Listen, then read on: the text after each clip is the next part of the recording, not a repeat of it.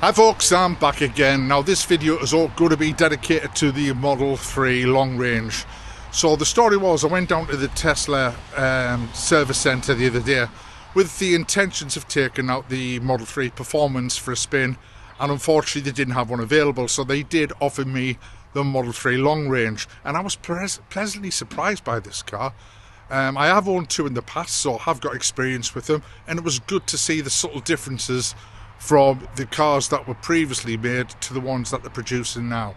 I'll also be announcing the competition winner for the video that I did called Why I Love My Model Y Performance, and the lucky winner is going to get a rear multimedia display system that'll fit into their Model 3 or Model Y, and it's a fantastic prize. So if you're one of them people, just stick around, I will be announcing it during this video.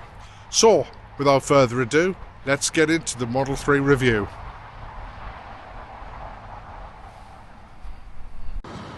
Right, not quite the Model 3 Performance model I wanted to test drive, but I have got the all-wheel drive model instead. So we'll have a quick whiz around it. What I really like is the frogginess has disappeared on the front, so the front styling is a lot better than my old Model 3. But pretty much it looks like a Tesla. It does look like a Tesla when you see it, rather than the Juniper, which God knows what it looks like, and we'll see when it comes in. Let's open the boot. Yeah, the boot's slightly different the way the boot opens. And there is plenty of room in the back of this. And I'm not sure if this hatch seems a bit wider here as well compared to my old Model 3. And I'll tell you what, this bit underneath looks a lot bigger than my old Model 3 as well. Look in the back. What I noticed is these seats here are definitely longer, so it should be a bit more comfortable to sit on. Let's give it a go. Oh, definitely.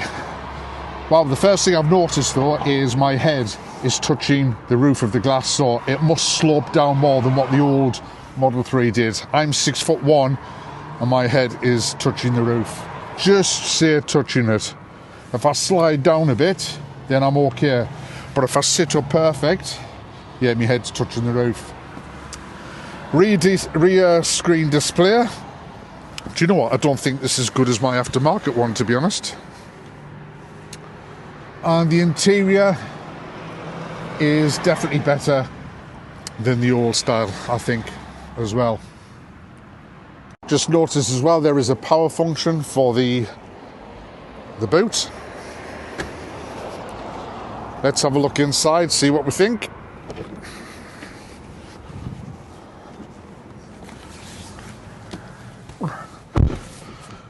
And to be fair, I think this seems a bit wider as well compared to the old Model 3, the centre console piece. Screen's the same. Right, there is a difference on this. Let me talk you through, because this is always the contentious issue regarding stalks or no stalks. So when you get in the Model 3 Highland version, it's slightly different. You do not put your key here anymore. You put it on the charging pad to engage it, and you put your foot on the brake. Now straight away you can see this lit up here. What this does, because you haven't got any direction on your stalks anymore, all you do is you press this up to go forward, and you press it back down to go in reverse. Now apparently it does have a sensor, so for example if you're reversed against a wall, the car will know that and know you can't go back, so it'll just pull forward. But take away any ambiguity, just use this little piece here. Where are we at? There we go. And that gives you your direction. Indicators are here, right and left. So without further ado, let's give it a spin out and see what we think. Right, so let's take this Highland Old AWD out for a spin. Right, so the difference is now, what I would normally do is I would put my car into drive. So as I said earlier, what I'm going to have to do is I'm going to have to push up the little car icon, into the forward position, and now I'm in drive ready to go. So let's go. Now the first thing I can feel is the responsiveness the responsiveness on the throttle seems pretty lively compared to the old AWD. It feels like performance responsive, even though it's not. So yeah, let's see what she's like. And to be fair, the noise in the cabin, you can tell it's completely quiet. Now, I thought my cabin noise in my Model Y Performance was really quiet. This is super quiet. That's the first thing that hits me, is the quietness of it. Now, the drive feels great. It feels solid. I'm going to go around this roundabout a little bit nippy. Now, I've just got to do my indicator there, and I can't because it's up here. So this is a bit confusing because I'm going round the roundabout, and it's a bit awkward to put my indicator on, rather than, yeah, that's weird. So it's okay while your steering wheel's in the straight position like it is now. You just hit your indicators left or right. But when you're going round corners and roundabouts, it's a bit awkward. Right, here we go. I'm coming up to a roundabout now. Now I'm going to indicate to go right. Easy enough. God, this car's got some response on it, to be fair, and it's only an all-wheel drive.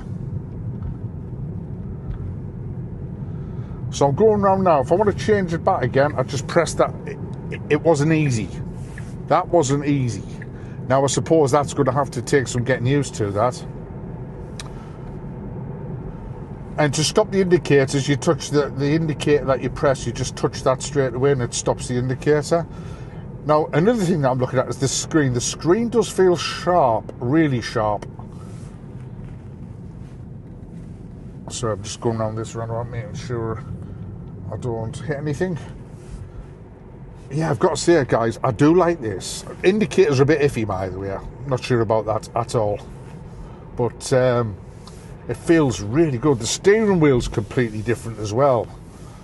And I do like the little Tesla logos changed in the centre.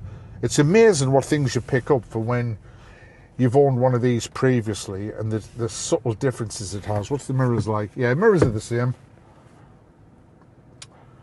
So what's your thoughts, people? For those of you who potentially haven't seen one, which I dare say there's not many people about now who hasn't seen one. Right, see, I went to do my indicator again. Now I'm going to press it up here. Do you know, that's the only thing that sort of irritates me a bit, is the indicators. However, when you get the Model Y Juniper, the lady in the service centre gave me some right good info on that. So what she said was, even though the Juniper is going to come with indicator stalks, it does not operate the drive functionality. It just operates the indicators. The drive functionality is exactly the same as what I've just showed you here. So you've got to use this style functionality to get it to go forwards and backwards. God, this car's got some pork on it. Nearly as good as my Performance, this. This has got some pork on it. Responds immediately on the throttle. Really good. So, yeah, what's your thoughts, people? I love the interior. The interior is really nice. The seats are really comfortable in the hug here. And I know the Performance version of this have probably got better hugging seats because they're a different style altogether. Right, indicator. See, I'm getting mixed up with the indicators now. So at least we won't have this on the Juniper. Yeah, so indicators are... Listen, it might be just me having to get used to it if you were to own a vehicle like this. And I'm sure people who are watching this will say, yeah, once you get the hang of it, it's all right. But I just find it a bit awkward when you've got your steering wheel sort of 2/3 of the way around and you sort of lose your bearings on where you are. So, yeah, that's quite weird, that. Yeah, so that's interesting news, that people are thinking that with the juniper, that you're going to have your stalks on like you've got now, and I'm assuming people will probably think that would operate the drive and the indicators. Well, it doesn't. News hot off the press. And also with the juniper, it's been released in 2 countries, I believe. One is Australia and one is China, and it's called the launch edition of the juniper. Now, these have got a special badge on them that only come with the launch version. So when the juniper gets released in other countries, you won't have that badge on the back of the juniper because it's not going to be a launch model. And what she also said was the interior of the launch model is going to be slightly different to what the interior of the general public, for want of a better expression, juniper. So that'll be interesting to see how that transpires. But she said, for example, there was different materials used on the launch edition, different cloths have been used on the launch edition. So what you see now is probably, unless you're in China or Australia, is probably going to be slightly different if you were to order a juniper in your country when it's released carte blanche. So give that some thought. So overall, first impressions of this car, I like it. The air-wheel drive is really responsive. She has got a car performance in the showroom, so I'll have a look at that and sit in the seats and see if I can compare the difference. But yeah, overall, this is a good car. It's just the indicators that are a bit confusing. So we'll see how that bit goes. But all in all, guys, yeah, I've enjoyed it. It's comfortable. Look, I went indicate there and I can't find the bloody button. That's right. So as you can see, it's round there now. I'm going to press the indicator button here. It's up here. And it's really hard to see. Right, so I've got to take this car back now. I've had it for 45 minutes. She said take as long as you want, really. But I don't want to abuse it. But overall thoughts, I like this car. It's a really nice drive. It holds the road really well. The cabin noise is ultra quiet. And the interior is quite nice, to be fair. I like to see the white version of it, see what it's like in white, but in black, definitely better in the wood grain effect. But yeah, it's a nice car. Absolutely nice car. And, you know, do you know what? If my budget was a little bit tight, I would not be put off with getting an AWD long range, because this is really responsive and it's fast. If you put I don't know if you can now, actually. I was going to say if you chip it up and get the extra speed boost on it, but I don't know if you can do that on this version. I did read somewhere you couldn't do that. Someone correct me if I'm wrong in the comments. But yes, folks, really like it. Recommend it if anyone's thinking about it. My only niggle with this car is these indicators, but then I suppose you get used to them, yeah? Cool. Right, let's get back to the showroom, and I'm going to have a look around at the performance they've got in the showroom, and let's see what the differences are from the performance to this. Bring you back in a second. So here we have the Model 3 Performance in blue. What's your thoughts on blue? Looks really nice under the showroom lights.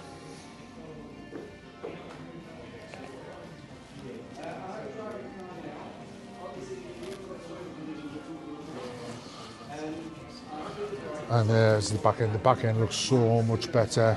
You've got the ludicrous badge on there as well. And obviously the carbon fibre tailpiece. Really nice.